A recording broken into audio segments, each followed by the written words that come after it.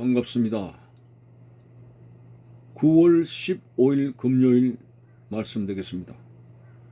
성경 말씀은 요한복음 9장 38절과 9절입니다. 이르되 주여 내가 믿나이다 하고 전하느니라. 예수께서 이르시되 내가 심판하러 이 세상에 왔으니 보지 못하는 자들은 보게 하고 보는 자들은 맹인이 되게 하려 함이라 하시니 아멘. 자, 마침내 소경이 눈을 떴고 그리고 영적 눈도 뜨고 구원에 이르게 되었습니다. 그 소경이 말을 합니다. 주여 내가 믿나이다 하고 절을 했습니다. 구원이 이루어지는 순간입니다. 그럴 때 예수님께서 말씀합니다. 내가 심판하러 이 세상에 왔으니 보지 못하는 자들은 보게 하고 보는 자들은 맹인이 되게 하려 함이라 하는 말씀을 했습니다. 예수님께서 말구유에 베들레헴 말구유의 땅에 오신 목적은 세상 사람들을 구원하시기 위해서 오신 것인데 오늘 말씀을 보니까 내가 심판하러 이 세상에 오셨다 이런 말씀을 하고 있습니다. 이것은 예수님이 오신 구원을 위한 목적과 상시되는 말로 보이지만 그게 아닙니다. 이 세상 사람들, 율법을 통해서 도저히 구원을 받을 수 없는 이 세상 사람들을 구원하시기 위해서 자신이 살찌고 피 흘리셨죠. 그럼 오늘 심판하기 위해서 이 땅에 오셨다는 말씀은 뭔 말입니까? 심판이 목적이 아니라 자동적으로 그렇게 되는 거죠. 이 땅에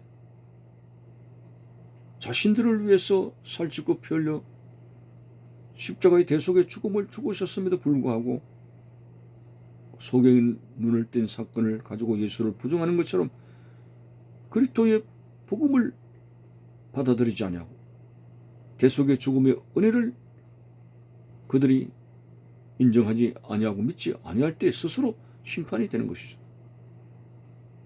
예수님은 만인을 구원하시기 위해서 십자가에 죽으셨습니다마는 그 죽으신 사건을 갖다가 조롱하며 받아들이지 않을 때 스스로가 심판에 이르게 되는 것이죠. 그래서 오늘 본문의 말씀은 결코 예수님께서 세상을 구원하시기 위해서 오셨다는 말씀하고 상치가 되는 부분이 아닙니다. 자, 오늘 본문에서 특이하게 하시는 말씀이 또 있습니다. 보지 못하는 자들은 보게 하고 보는 자들은 맹인이 되게 하려 함이라. 보지 못하는 자들은 보게 하고 보는 자들은 맹인이 되게 하려 함이라 하고 있습니다. 심판하시기 위해서 이 땅에 오셨다는 말씀과 같은 맥락을 이루고 있죠. 예수님을 결국은 부정하게 되면 스스로 심판에 나가 떨어지게 되고 구원에 이르지 못하기 때문에 심판을 받은 것인데 그 말씀과 같은 맥락에서 보지 못하는 자들은 보게 하고 보는 자들은 맹인이 되게 하신다. 여기서 교만한 완고한 고집을 가지고 예수 그리스도의 그 은혜를 부정하는 사람들은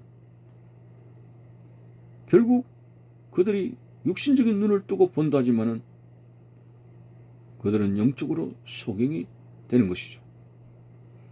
그렇지만 상한 마음을 가지고 겸허하게 마음의 문을 여는 사람은 오히려 주님의 은혜로서 눈을 뜨게 되고 예수님을 알아보고 구원에 이르게 된다는 말씀이 오늘 하반절의 내용입니다. 보지 못하는 자들은 보게 하고 오늘 소경이 눈을 떴으니 보았고 그리고 쫓김을 당해서 예수님 앞에 엎드려 있는 마음이 상한 자의 영적 눈을 열어서 보게 하셔서 구원에 이르게 하셨지만 오늘 교만하고 강팍한 그 유대인들과 바리새인들은 버젓이 눈을 뜨고 본다고 교만하여 살아가는 그들, 오히려 그들은 영적으로 눈이 어두워서 주님을 알아보지 못하는 캄캄함 속에 버려둔다는 말씀이 바로 오늘 하반절의 말씀입니다. 보는 자들은 맹인이 되게 하려 함이라.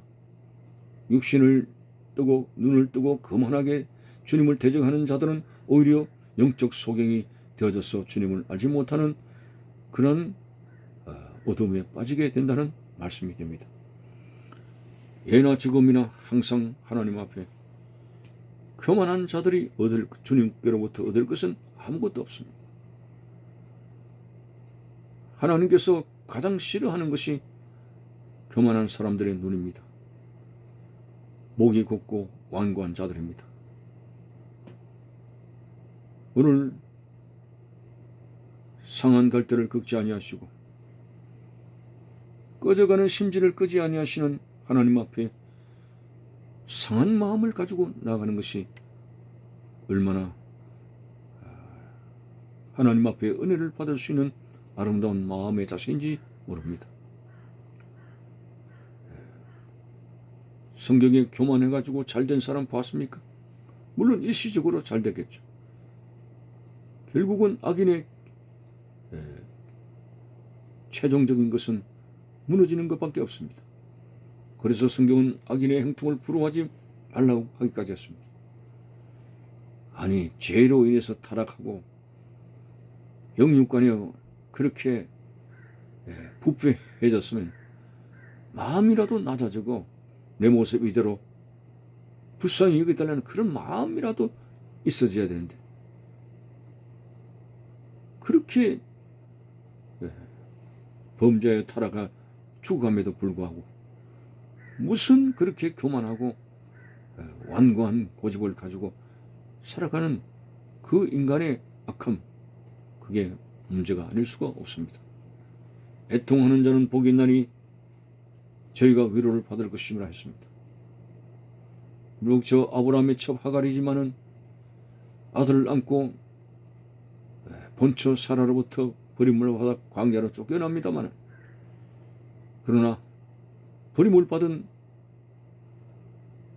하갈과 이스마엘을 긍휼히 여기시는 하나님께서 광야에 음성을 들려주지 않았습니까? 이렇게 마음이 상한 자를 하나님은 오늘도 다가가시는 그 모습을 우리는 하나님의 사랑이라고 이해하게 됩니다. 버림받은 자, 오늘 소경이 쫓겨남을 당했는데 예수님은 직접 그를 만나신 것처럼 마음이 상한 자를 가까이 하신다는 이게 바로 성경입니다. 우리의 마음이 결코 교만에 나가 떨어져서는 안 됩니다. 우리가 도대체 뭘 가졌다고, 뭘 했다고, 무슨 공로가 있다고, 아무리 도덕적으로 깨끗하고 선하게 사는 것을 추구한다 할지라도 그것이 하나님 앞에 무슨 선이 되겠습니까? 예수 그리스도의 피밖에는 의를 이룰 수 있는 것이 아무것도 없습니다. 그러므로 그리스도 앞에 낮아질 수 있는 상한 마음을 가지고 나아갈 때에 우리 주님께서는 그 마음을 치료하시고 은혜를 더하시며 구원에 이르게 하실 주님의 은혜를 우리는 체험하게 될 것입니다. 오늘 본문에서 다시 한번 말씀을 드립니다. 저들이 맹인이라면 차라리 좋지 않겠느냐. 맹인이라서 마음이 상해져 있으면 그 상한 마음을 가지고 예수님을 구주로 영접할 수 있을 뻔했는데 본다고 하는 그 오만함 속에서 소경을 무시하고 쫓아보내고 결국은 예수 그리스도의 존재마저 부정하게 되는 결과에 이르렀으니 이것이 무엇보다도 인간이 가지고 있는 교만의 심성 때문에 이런 일이 벌어지게 됐습니다. 패망의 선봉인 이 높은 마음을 다 무너뜨리고 낮고 낮은 마음의 자세로서 예수님의 은혜 충만 속에서 살아가는, 그런 은혜로 살아가는 복된 성도가 되시기를 바라는 것입니다. 감사합니다.